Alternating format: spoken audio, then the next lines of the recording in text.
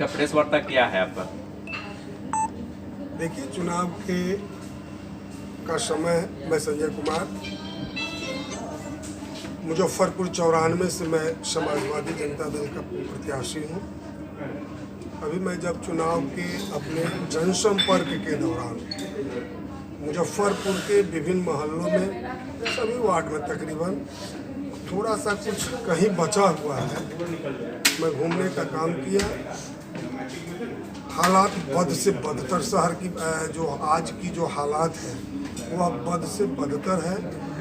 और कई मोहल्लों की तो स्थिति यह है कि वहाँ का लोग, हमने वहाँ तो मेरे मुंह से अनायास निकल ही गया कि आप लोग शहर में कैसे रहते हैं, कहने के लिए हम शहर में रहते हैं। और स्थिति तो गांव के कहीं किसी जो होता है छोटी मोटी नाला बहा हुआ जिसको बोलते हैं, उस किनारे के अगर घर आपको मिलेगा, उससे बदतर स्थिति आप ब्रह्मपुरा मन के साइड से आप देख लीजिए, लोगों की जो स्थिति बनी हुई है। आप चले जाइए, आप बेला एरिया का आप देख लीजिए, आप उसके बाद 52 बीघा एरिया का आप देख लीजिए, आप चले जाइए 15 नंबर 16 नंबर का जो कर्पूरी ग्राम से लेकर के वहाँ तक बसा हुआ है, सारे मोहल्ला का आप देख लीजिए। आप यहाँ आ जाइए, ये तो 26 नंबर वार्ड का जो गली है वहाँ आप देख लीजिए, चंद्रलोक मार्केट से लेकर रेलवे लाइन साइड का है, पंखा टोली से लेकर के उधर छोटी मस्जिद की तरफ का है, मतलब सारे मुजफ्फरपुर की जो हालात बने हुए हैं, इतनी बद से बदतर स्थिति है। लोग कैसे जी रहे हैं, कोई देखने वाला भी है क्या मुजफ्फरपुर में? एक प्रतिनिधि को पिछले 25 साल के अंदर में लोगों ने 15 साल तक झेला, दूसरे को आज 10 साल तक झेला। लेकिन एक बात भी मैं और स्पष्ट आपसे कहना चाहता हूँ, कई जगह लोगों ने, जब मैंने पूछा कि भाई आपने जिनको मत दिया आज तक, आज 25-30 साल से आप देते आ रहे हैं, वो लोग क्या किए? आए मत मांगने के लिए, तो आपने उनसे पूछा नहीं कि ये हालात है। उन लोगों ने स्पष्ट कहा कि अभी चुनाव के घड़ी में जिनको मैंने मत पहले दिया चाहे आज दिया, कोई लोग हमारे बीच में वोट मांगने का काम नहीं किया। पता चला कि एक बड़े भाई को मीडिया के माध्यम से कि बीमारी से ग्रसित है, हो सकता है ईश्वर करे अगर बीमारी से है तो हम तो कामना करेंगे कि जल्द ठीक हो जाए, कि जनता के बीच में जा करके जो जनता की हालात है उसको देखने का काम करे। अगर उनको इस बहाने, मैं वैसे वर्करों को भी मैं सचेत करना चाहता हूँ कि नेता का झोला ढोते ढोते जब नेता अपने परिवार के सदस्य को लंच कर देता है रात में, तो उनका झोला ढोने का अभिप्राय हमको समझ में नहीं आता। ये राजनीति हो रही है। हम पत्रकार बंधु से भी कहना चाहेंगे कि आपने आज प्रदेश के बड़े नेताओं पर उंगली उठाने का काम किया। आज मुजफ्फरपुर की जो हालात है, बीमारी वाकई में अगर बीमारी है तो बीमारी को ठीक होना है, ईश्वर करे आज ठीक हो जाए, अभी ठीक हो जाए। हम लोग तो यही कामना कर सकते हैं, हम लोग के भी बड़े भाई हैं। लेकिन अगर इस बहाने अगर लॉन्च करना है परिवार के सदस्य को, तो वैसे वर्करों के लिए यह एक संकेत है कि राजनीति अपने धारा के अनुसार, अपने अनुसार करनी चाहिए।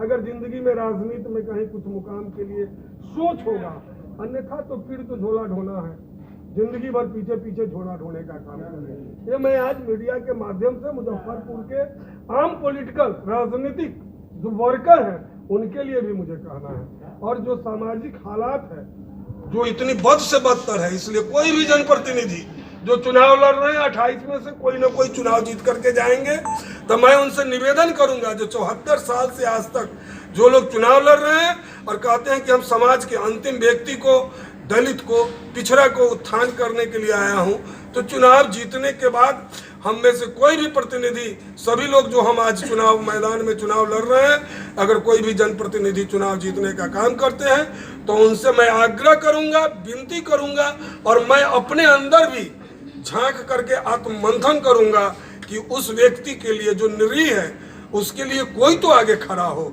जिससे उसका समाज में उद्धार हो और समाज में खड़ा होने की उसकी स्थिति बने, उसके समाज की स्थिति बने।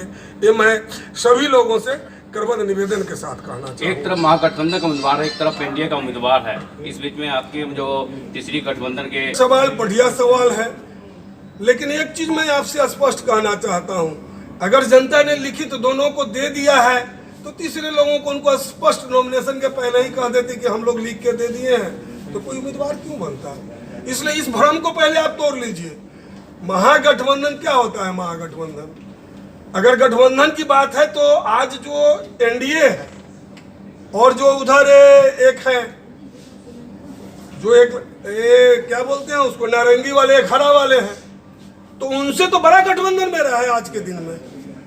उपेंद्र जी मेरे साथ हैं, मायावती जी मेरे साथ हैं, ओवैसी साहब मेरे साथ हैं, जो देवेंद्र प्रसाद यादव जो आज वरदान साबित हुआ, उनका जो 2 रुपये गेहूं और 3 रुपये चावल जो उन्होंने 36 करोड़ जनता के लिए देवगौड़ा मिनिस्ट्री में लाया, आज इस कोरोना काल में तो प्रधानमंत्री उसको वाहवाही ले रहे हैं, लेकिन एक चीज तो उनका उस समय का सोच था।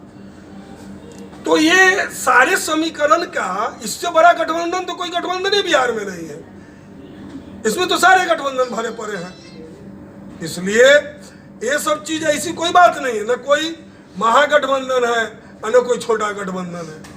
हाँ, बच जाती है विकास के मुद्दे पर जो पहले जनप्रतिनिधि थे उन्होंने क्या किया, अपने पूरे कार्यकाल में क्या किया, वो आज मत मांगने जा रहे हैं, तो फिर वादा नहीं ना कर रहे हैं कि अगला साल 5 साल दो, जो पीछे मैं आज तक नहीं किया उसको करूंगा। तो जो आज 25 साल मुजफ्फरपुर की जनता की बर्बादी हुई है, विकास जो पीछे गया है, उसकी भरपाई कब होगी? ये सोचने का सवाल, ये सोचने का है। जो आज हम रोजी रोटी, कपड़ा और मकान के लिए जो जनप्रतिनिधि का चुनाव करते हैं, अपना मत देते हैं, आज क्या हो गया है? आज कहीं भी जो रोटी, कपड़ा और मकान, इतना ही नहीं, ये ट्रेडिशन आप लोगों में भी, मीडिया के साथी में भी है। आप सवाल पूछते हैं तो कहीं पूछते हैं कि जनप्रतिनिधि को क्यों जनप्रतिनिधि चुना जाता है? वो हिंदुस्तान पाकिस्तान की बंटवारा करने के लिए और देश में जो है अगर आप पिछड़ा की बंटवारा के लिए, संविधान की धज्जियां उड़ाने के लिए, संविधान को फाड़ने के लिए, क्या इसके लिए जनप्रतिनिधि का चुनाव होता है? अगर जनता इस बार आपको विधानसभा भेजती है तो किन बिंदु पर आप काम कीजिएगा? देखिए, जो हालात है समाज की, जो अभी हालात है, मुजफ्फरपुर की जो हालात है, मुजफ्फरपुर जो बीमारू मुजफ्फरपुर है, आज बिहार ही नहीं देश में मुजफ्फरपुर को, जो मेरा राजनीतिक दृष्टि से मुजफ्फरपुर बिहार ही नहीं देश में अब बढ़ रहा है। सांस्कृतिक भी हमारा जो कल्चर है काफी मजबूत और भाईचारे का रहा है। आज जो सभी चीज को पर जो कुठाराघात हो रहा है, इस चीज को मैं सुदृढ़ करने की कोशिश करूंगा। और रह गई रोजी रोटी, कपड़ा और मकान, और बेरोजगार जो आज दिग्भ्रमित होकर के गलत रास्ते को चुन रहे हैं, हमारी कोशिश होगी कि जितने भी बंद पड़े उद्योग धंधे मुजफ्फरपुर में है, उनको प्रथम वर्ष में खुलवाने का कोशिश करूंगा। जो विधि व्यवस्था, मेरे अंदर लोक शक्ति क्या होती है इसकी ज्ञात है हमें, और लोक शक्ति का मैं प्रयोग करके जो मेरे संविधान में प्रवर्त बाबा साहेब भीमराव अंबेडकर के द्वारा किया गया है, उसके अनुसार और लोक शक्ति का उपयोग करके मैं सरकार से लेकर के प्रशासन को झुका दूंगा। मुजफ्फरपुर के विकास के मुद्दे पर मेरा कोई समझौता नहीं होगा।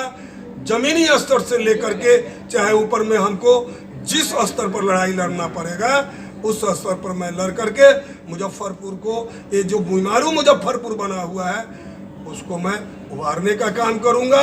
और स्वच्छ और सुसज्जित मुजफ्फरपुर मैं 5 साल के अंदर में बना दूंगा, ताकि मुजफ्फरपुर की आम आवाम, मुजफ्फरपुर के लोग सोचने पर विवश हो जाएं और वोट के समय में हमसे ये बोले कि बेटा तुमने जो किया है, तुम नहीं भी घूमोगे तो तुमको मैं पुनः उपहार दूंगा। मैं ये व्यवस्था ला करके, और मुजफ्फरपुर की जो व्यवस्था होगी ये पूरा देश देखेगा।